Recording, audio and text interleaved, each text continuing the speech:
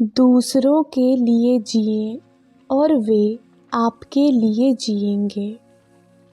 ऐसे भी लोग हैं जो कहते तो हैं कि मैं धर्मात्मा आदमी हूँ, पर मंदिर या चर्च में कोई उनके स्थान पर बैठ जाए तो वे उसका सिर फोड़ने को तैयार हो जाएंगे। कभी कभी ऐसा दृश्य मेरी सभाओं में भी देखने को मिलता है। यदि कोई आपकी जगह पर बैठना चाहता है तो उसे बैठने दें, भले ही आपको खड़ा रहना पड़े। आपके इस आदर्श व्यवहार के कारण प्रतिदिन आपको कोई न कोई ऐसा व्यक्ति मिलेगा जो आपके लिए विचारपूर्वक सोचेगा। जब आप दूसरों के लिए जीना सीख लेते हैं तो दूसरे आपके लिए जिएंगे। जब आप केवल अपने लिए जीते हैं तो किसी को आप में कोई दिलचस्पी नहीं होती। अपने सद्व्यवहार से आप दूसरों को बहुत अच्छी तरह से आकर्षित कर सकते हैं। यदि किसी पार्टी में आप अपने चारों ओर देखें तो प्रायः लगभग ऐसे लोग आपको दिखाई देंगे जो दूसरों की संपन्नता से खुलेआम ईर्ष्या करते हैं। कोई भी व्यक्ति दूसरों का ख्याल न करने वाले स्वार्थी लोगों का संग नहीं चाहता, परंतु व्यवहार कुशल दूसरे के लिए सोचने वाले व्यक्ति का संग हर कोई चाहता है। अपनी वाणी तथा अपने कर्मों में शिष्टता लाने का अभ्यास करें, और जब खरी खोटी सुनाने का मन हो तो उस आवेश पर नियंत्रण करें और कटुता की बजाय शांति से बात करें। कोई भी आपके मुंह से कड़वे शब्द सुन न पाए। जब आपसे कुछ पूछा जाए तो सत्य बोलने से डरे नहीं, परंतु अपने विचारों को दूसरों पर न थोपें।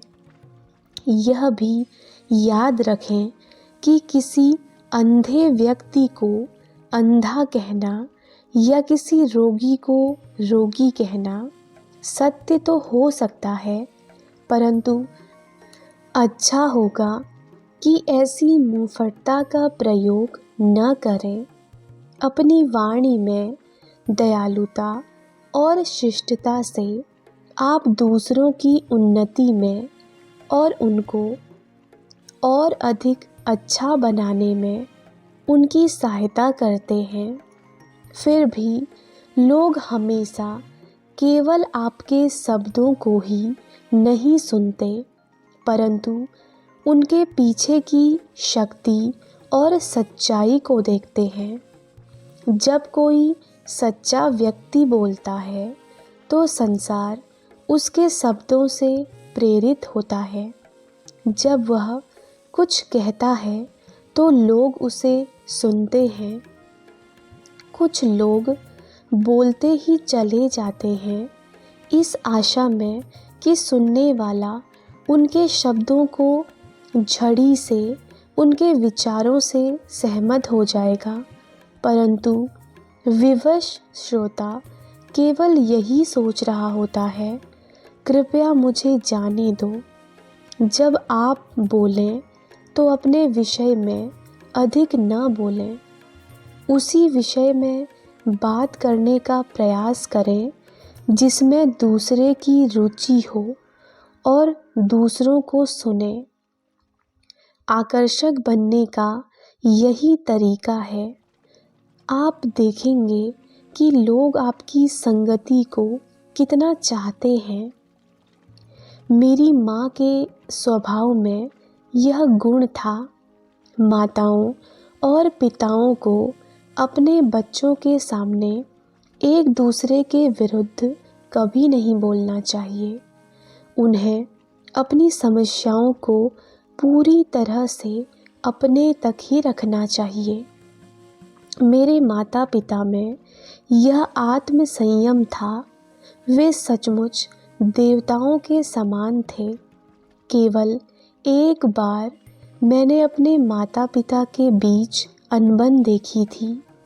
हम बच्चों ने केवल इतना ही जाना था कि एक घोड़ा गाड़ी दरवाजे पर आ गई थी और हमारी माँ उसमें जाने वाली थी।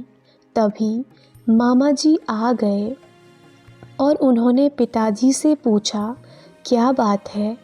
पिताजी बोले, मुझे उनके दान पुण्य पर धन खर्च किए जाने में कोई आपत्ति नहीं है। मैं तो केवल इतना कहता हूँ कि मेरी आय से अधिक खर्च न करें। मामा जी ने पिताजी के कान में कुछ कहा।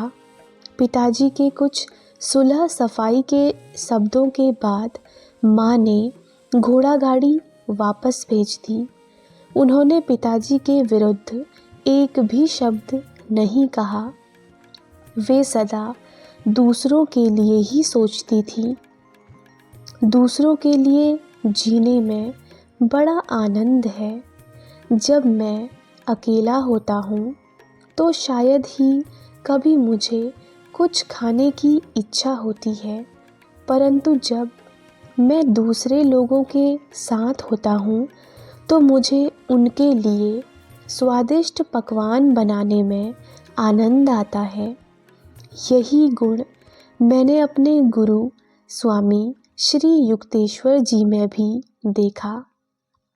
उनके आश्रम में मेरी पहली भेंटों में मुझे लगा था कि वे हमेशा स्वादिष्ट खाना ही खाते थे, परंतु एक बार जब मैं अचानक वहाँ पहुँच गया तो देखा कि वे इतना सादा भोजन कर रहे थे कि जिसकी कल्पना भी नहीं की जा सकती। मैंने इस बारे में उनसे पूछा। उन्होंने कहा, केवल जब तुम आते हो तभी मैं विशेष भोजन बनाता हूँ। तुम्हारे लिए उन्हें बनाना मुझे अच्छा लगता है। एक बार अनानास खरीदने के लिए कॉलेज का एक साथी मेरे साथ बाजार आया। वहाँ केवल 2 ही अनानास थे। उनमें से एक दूसरे से बड़ा था। मैंने दोनों ही खरीद लिए और बड़ा अपने साथी को दे दिया। वह बड़ा चकित हो गया। उसने सोचा था कि बड़ा मैं अपने लिए रखूँगा। जब कोई व्यक्ति दूसरों का ध्यान रखकर पहले उनके बारे में सोचता है तो उसके भीतर एक अद्भुत भावना उत्पन्न होती है। जैसे ही आप किसी और के बारे में सोचते हैं तो न केवल वह व्यक्ति आपके प्रति सोचता है, बल्कि ईश्वर भी आपके लिए सोचते हैं।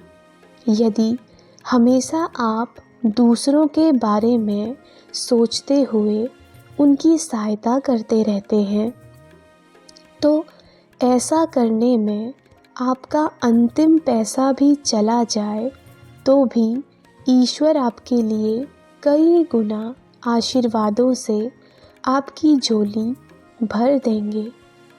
एक बात और याद रखने की है, आप में से प्रत्येक में एक ऐसा अद्वितीय गुण है जो किसी और में नहीं है। किसी न किसी रूप में हर व्यक्ति दूसरों से अधिक संपन्न या निर्धन है। यदि आप निस्वार्थी, अच्छे स्वभाव वाले और समझदार व्यक्ति हैं तो आप उनकी अपेक्षा अधिक संपन्न हैं जो स्वार्थी, क्रोधी और ईर्ष्यालु हैं।